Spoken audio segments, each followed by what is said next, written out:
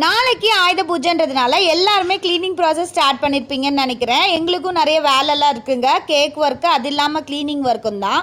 சரி, அதெல்லாம் பண்ணுறதுக்கு முன்னாடி ஜாரா குட்டியை ஸ்கூலில் விட்டுடலாம் அப்படின்றதுக்காக அவளை தான் நான் ரெடி பண்ணிகிட்ருக்கேன்.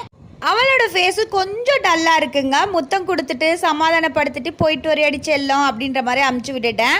ஏன்னா கொஞ்சமாக சளி பிடிச்சிருக்கனால தான் அந்த மாதிரி மூஞ்சி கொஞ்சம் சோகமாக இருக்குது. எந்திரிச்ச உடனே டிஃபன் கொடுத்துட்டு மருந்து கொடுத்துட்டு அனுப்பிடலாம் அப்படின்னு சொல்லிட்டு அவங்க அப்பா ஊற்றி கொடுத்துட்ருக்காங்க. இவளுக்கு நம்ம சங்கடையில் கொடுக்குறதோ இல்லை நம்ம ராவடி பண்ணி கொடுக்குறதோ இல்லைங்க, அவளே குடிச்சிருவா அழகாக. அவள் கிளம்புன உடனே வந்து ப்ரௌனி வரைக்கும் கப் கேக் வரைக்கும் நாங்கள் முடிச்சிட்டோங்க. எங்கள் வீட்டுக்கார் வந்துட்டு நானும் தானே சேர்ந்து ஒர்க் பண்ணுறேன், நீ மட்டும் பண்ணுற மாதிரி சொல்லிக்கிட்டு இருக்காது அப்படின்ற மாதிரி சொல்லிட்டு இருந்தாங்க. அது முடிச்ச உடனே ஒட்டடை அடிக்க ஸ்டார்ட் பண்ணியாச்சுங்க. ஹால் வந்து நானுன்ற மாதிரியும் ரூம் வந்து அவருக்கு வந்து பிரித்து கொடுத்தாச்சு. அதுக்குள்ளே ஜாராவும் வந்துட்டா. இதை முடிச்சுட்டு நாங்கள் வந்து லஞ்சையும் சாப்பிட்ருந்தோம். க்ளீனிங் ஒர்க் ஸ்டார்ட் பண்ணாலே ஜாராக்கு ஒரே குஷியாக போயிடும்.